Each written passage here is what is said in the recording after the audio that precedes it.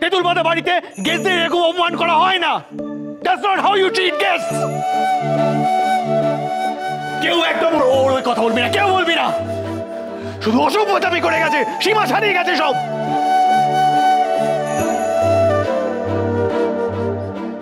বাচ্চাদের ব্যাপার ছাড়া তুমি আর কোনো ব্যাপারে ইনভলভ হবে না। যত সব কুশিক্ষা দিচ্ছে বাচ্চাদের।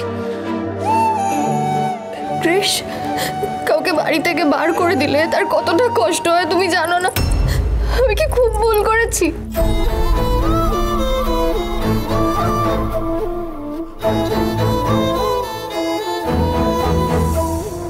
ঝিল্লি মনে হয় বকুনি খেয়ে খুব দুঃখ পেয়েছে। কাউকে দুঃখ দিলে সরি বলতে হয়। একে এখন বোঝাবো কি করে? তো রীতির মতো কান্নাকাটি জুড়ে বসেছে।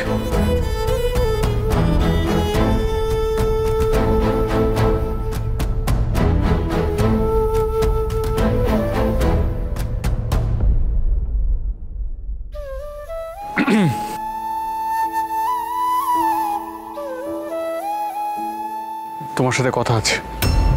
কোনো কথা নেই, সব দোষ আমার।